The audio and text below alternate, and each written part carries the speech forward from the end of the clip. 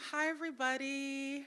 I'm very happy to be here again. Like was shared, I grew up in this neighborhood, and it means a lot to me to be from here, to be from Phillips, child of immigrants, and getting to be the Poet Laureate, which gets to be the poetic heart of our city. And I've completing my second year. I was just in Italy actually for a residency. I'm not flexing, it's a part of the story.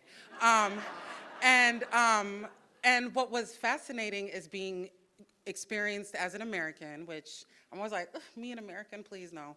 But to be associated with being from Minneapolis is a real flex in the world right now.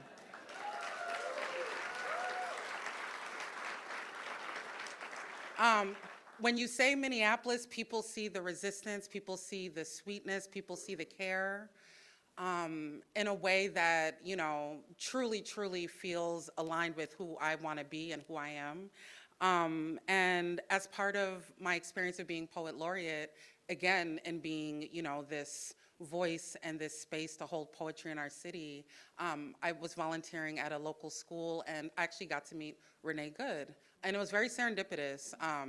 Her and her wife, Becca, were volunteering for lunch and just helping out their little child's school. Their kid is like this squirrely and snuggly kid. And it wasn't, until after she passed that I realized that she too was a poet. And it felt very important, even more so, to hold poetry as a way to metabolize and process all that we've been holding and going through in our community, not just, obviously this last year, but for the last several years, resisting state violence.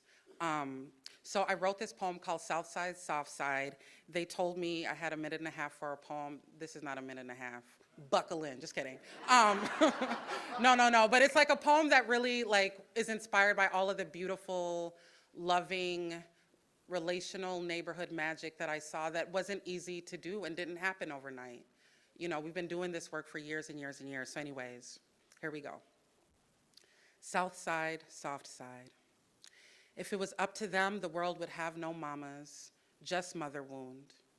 No dreams, just nightmares. No poetry, just profit. No passion, just power.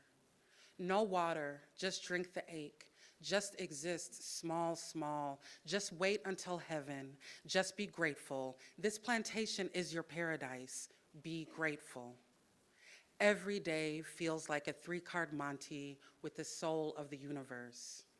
Is it too much to ask to come to this planet and expect softness and stillness, to have a life centered around mundane, to move on divine timing, sensual clarity?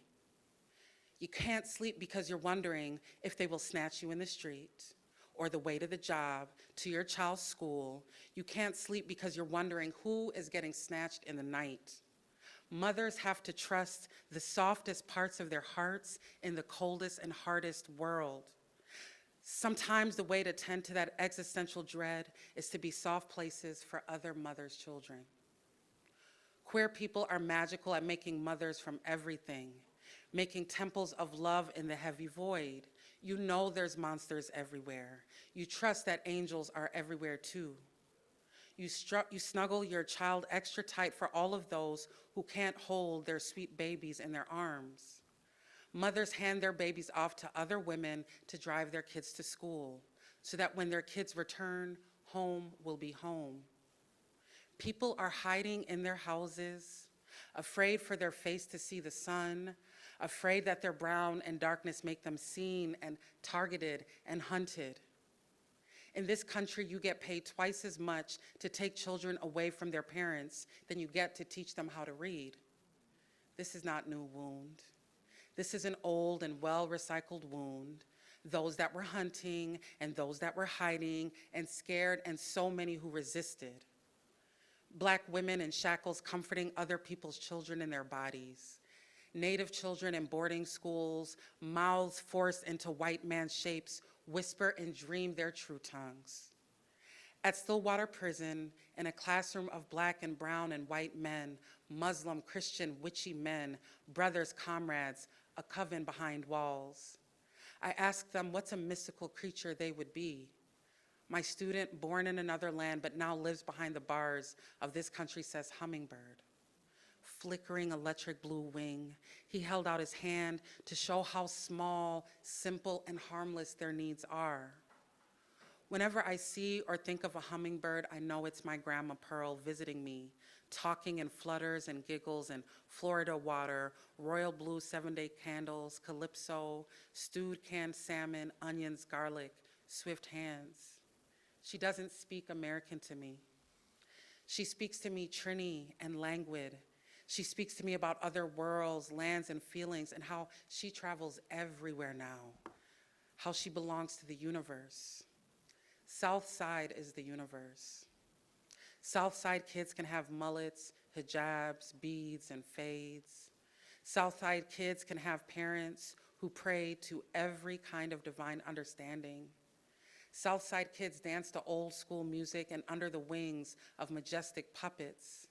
And the sound of their footsteps shudder the asphalt beneath them.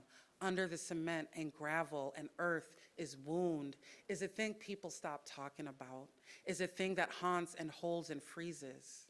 Southside, we outside. Southside, we soft side. It's a small ask, but a certain one. To be held in a hug that doesn't feel like it will ever let you go, an embrace that allows you to melt away all ego and armor and be a vulnerable, human, supple thing. Thank you all so much. Oh, thank you.